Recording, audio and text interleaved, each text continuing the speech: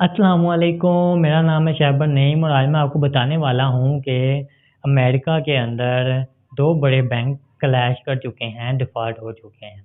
ये अमेरिका के इतिहास में दूसरा बड़ा बैंकिंग क्रैश है। इससे पहले 2008 में एक बैंक डिफ़ॉल्ट हुआ था जिससे कि पूरी दुनिया में ग्लोबल रिसेप्शन आ गया था क्योंकि अमेरिका का सिस्टम बहुत बड़ा था, तकरीबन हर जगह फैला हुआ है। तो जैसे इसको ये कोई डैमेज आता है तो पूरी दुनिया पर उसका इम्पैक्ट नज़र आता है।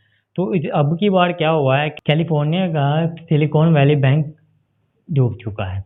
ये कैसे हुआ, इसके लिए आपको मैं सबसे पहले ये बताता हूँ कि ये बैंक जो हैं, ये काम कैसे करते हैं। असल में एक आम आदमी की नज़र से बैंक वो ऐसी जगह है जहाँ पे वो अपनी जमा पूँजी या मेहनत की कमाई को ला के रखता है और वो उसको एक तिजोरी में रख के सेव कर देते हैं और जब वो चाहता है वो उसको निकाल लेता है। जबकि जो बैंक की नज़र में है, बैंक क्या करता है, वो आपके इन सारे पैसों में से कुछ पैसे रख लेता है और बाकी पैसों को वो किसी जगह पर इन्वेस्ट कर देता है ताकि उससे वो कुछ कमा सके। अगर बैंक के ये जो बिज़नेस मॉडल है इसको आप समझना चाहते हैं, इसके ऊपर मैं इंशाल्लाह जल्दी एक वीडियो बना दूँगा।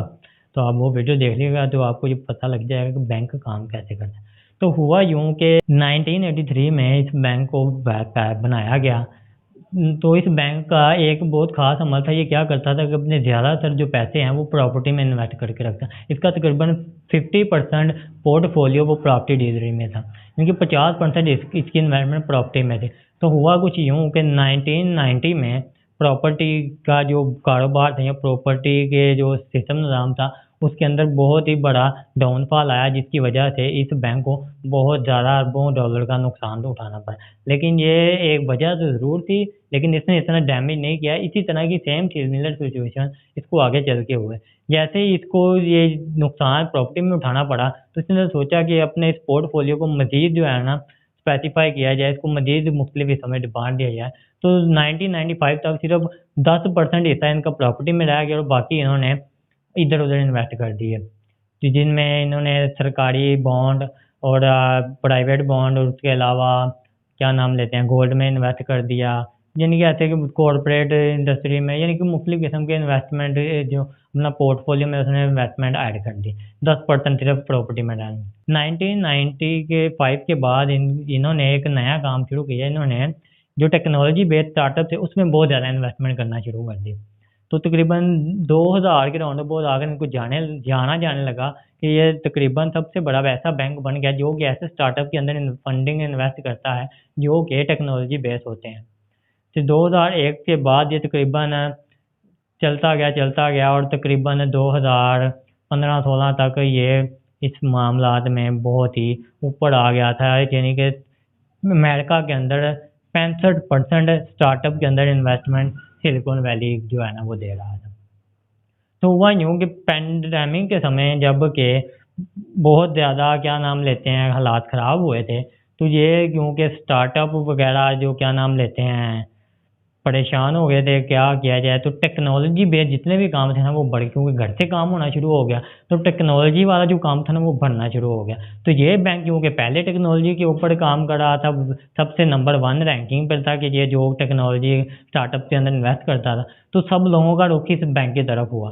तो क्या इस बैंक के अंदर कोरोना के टाइम में जब के बाकी बैंकों के अंदर इन्वेस्टमेंट नहीं आ रही थी, इस बैंक के अंदर तकरीबन 124 बिलियन डॉलर की इन्वेस्टमेंट आ गई जो कि पिछले साल से 2 गुना थी। इससे पिछले साल इनको 64 बिलियन की इन्वेस्टमेंट आई थी। तो जब इतने ज़्यादा पैसे आए 124 बिलियन डॉलर इनके पास जब आए, तो इन्होंने सोचा कि अब इसको मज़ीद कहीं पर इन्वेस्ट किया जाए। तो इन्होंने वो पैसे इन्वेस्ट कर दिए। इधर-उधर जब इन्होंने सारे पैसे इन्वेस्ट कर दिए, तो पैंडेमिक के समय में जब इन्होंने ये सारे पैसे इन्वेस्ट किए, इन्होंने सरकारी बॉन्ड्स के अंदर बहुत ज़्यादा इन्वेस्टमेंट कर दी। तकरीबन इन्होंने जो 124 बिलियन डॉलर इन्वेस्ट हुआ था, काफ़ी हद तक इन्होंने सरकारी बॉन्ड और यानी कि बॉन्ड के अंदर इन्वेस्ट कर दिया था। जबकि उस वक़्त क्या था जो इंटरेस्ट रेट था, वो था 0.002% यानी कि इतने कम रेट पर इन्होंने सरकारी बॉन्ड खरीद लिए थे। तो माना यही जा रहा था कि ये इंटरेस्ट रेट यहाँ पर ही रहेगा, बढ़ेगा नहीं। तो हुआ यूँ कि जो पैंडेमिक के समय जो हालात ख़राब होना शुरू हुए, तो अमेरिकन फेडरल रिज़र्व ने क्या किया, इन्होंने इंटरेस्ट रेट बढ़ा दिया। जैसे ही इंटरेस्ट रेट बढ़ा, तो असल में होता ये है कि अगर इंटरेस्ट रेट बढ़ता है तो बॉन्ड की प्राइस नीचे आ जाती है, और अगर बॉन्ड की प्राइस ऊपर होती है तो इंटरेस्ट रेट कम होता है। तो इन्होंने, क्योंकि इंटरेस्ट रेट कम था, बॉन्ड की प्राइस ऊपर थी, तो इन्होंने जैसे ही वो बॉन्ड खरीद लगे, तो जैसे इंटरेस्ट रेट बढ़ा बॉन्ड की प्राइस नीचे आ गई, तो इनको तकरीबन बहुत सारे माल से हाथ धोना पड़ा। इनका बिलियन ऑफ डॉलर का नुकसान हो गया सिर्फ ये ऊपर नीचे आने की वजह से। इस नुकसान ने इनको बहुत, ये बिलियन ऑफ डॉलर का नुकसान था, इससे इनकी शेयर, बैंक की शेयर प्राइस भी नीचे आई थी, शेयर प्राइस में भी इसको मर। लेकिन असल नुकसान क्या हुआ कि जैसे ही इस बैंकर को, क्या नाम लेते हैं, जो इंटरेस्ट रेट ऊपर गया, तो लोगों के लिए, कंपनी के लिए, इन्वेस्टमेंट के लिए लोन लेना क्योंकि महंगा पड़ रहा था, क्योंकि इंटरेस्ट रेट ऊपर चला गया था। जब वो लोन लेते हैं उस पर इंटरेस्ट रेट ज़्यादा चार्ज किया जाता था। तो हुआ यूँ कि जो इन स्टार्टअप थे या जो कंपनी थी, उन्होंने मज़ीद लोन लेने की बजाय जो पैसे उन्होंने सिलिकॉन वैली में जमा करवाए थे, उन्होंने वो निकालना शुरू कर दिया। क्योंकि तकरीबन सारे टेक्नोलॉजी बेस्ड स्टार्टअप और बहुत ज़्यादा रकम इस बैंक में बिलियंस ऑफ डॉलर इन्वेस्ट थे। जब सब लोग बैंक की तरफ आए पैसा निकालने के लिए, इंटरेस्ट रेट ना पे करने के लिए या इंटरेस्ट रेट को बचने के लिए, होता है क्योंकि कंपनी अपना पैसा इन्वेस्ट करके रखती हैं और इंटरेस्ट बैंक से लोन ले लेती हैं इंटरेस्ट पे, और उस पर कमा लेती हैं, और जो अपना पैसा होता है उसको सेव कर।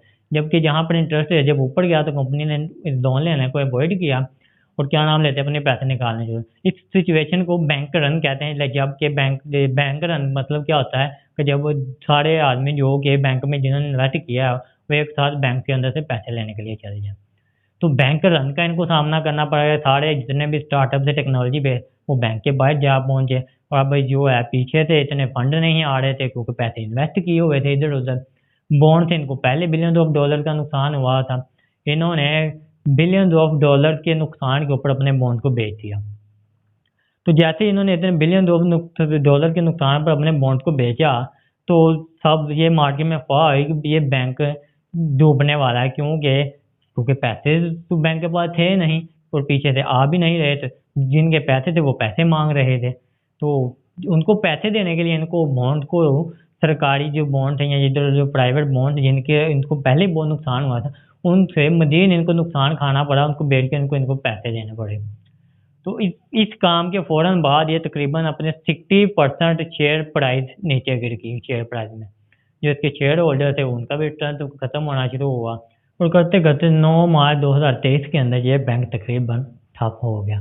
तो कैलिफोर्निया का department of financial protection and innovation ने कैलिफोर्निया के हेड ऑफिस पर रेड की, और उन्होंने उनसे जो भी उसके राइट थे वो छीन लिए, और छीन कर उन्होंने दूसरे का, यानी कि एक जो बाकी का जो पैसा बाकी रह गया 175 बिलियन डॉलर, उनसे उन्होंने एक नया बैंक बना दिया ताकि ये जो पैसे बचे हैं इनसे जो कि इन्वेस्टर हैं उनका कुछ ना कुछ बचाया जा सके।